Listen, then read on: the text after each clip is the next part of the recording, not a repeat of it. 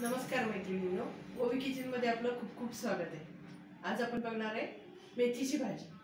मेथीची भाजी खूप प्रकारे करता येते। आज आपण डाळ घालून करणार आहे।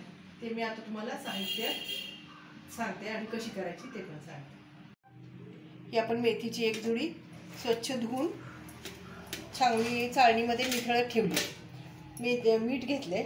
ही भिजवलेली डाळ घेतली आपण, तुरीची डाळ आहे, मुगाची डाळ सुद्धा घालू शकतो आपण। ही मी तुरीची घेतली, तुरीची डाळीतली भाजी छान होती। लसूण घेतलाय 5-6 पाकळ्या ठेचून, मिरच्या घेतल्या चिरून, जिरे 1 चमचा घेतले, हिंग घेतले आणि फोडणीसाठी आपण तेल वापरणार आहे। कढई आपली गरम करायला ठेवलेली आहे। आता आपण तेल घालून घेऊया कढईमध्ये। 1 ते 1.5 पळी साधारण तेल घालू।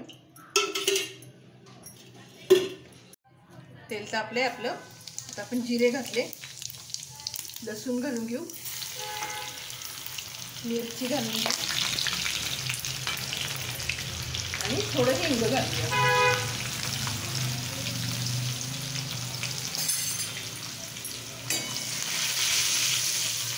आणि त्याच्यावर आपण ही डाळ घालून घेऊया। भिजवून ठेवलेली आपण 15-20 मिनिटं झाले भिजत ठेवलेली ही डाळ घालून घेऊया। डाळ छान परतून घ्यायची होतं,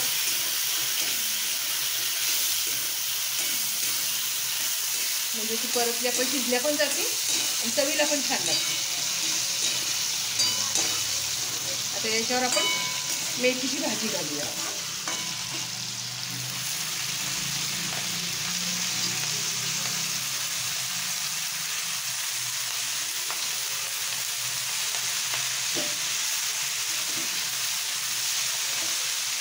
आणि त्याच्यावर आपण साधारण 1 चमचा आपण मीठ घालून घेऊया। जरासं मीठ कमीच घालायचं, कारण पालेभाज्यांना मीठ तसंही कमी लागतं।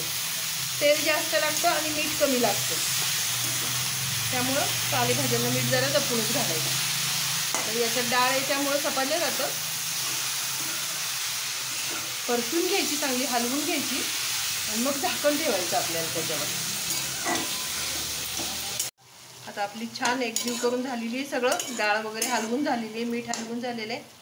तर आपण आता याच्यावरती झाकण ठेवूया आणि एक 5 मिनिटं आपण वाफ घेऊया। आता 5 मिनिटं झाली आहेत, आपण बघूया। छान झाली भाजी, डाळ पाणी वगैरे संपूर्ण आटलेलं आहे आणि अशी अर्धी कच्ची ही डाळ छान लागते भाजीतली।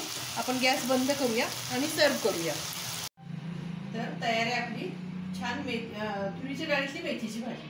तर हा व्हिडिओ तुम्ही पूर्ण बघा, लाईक करा, शेअर करा, सबस्क्राईब करा आणि ओवी किचन पाहत राहा। तोपर्यंत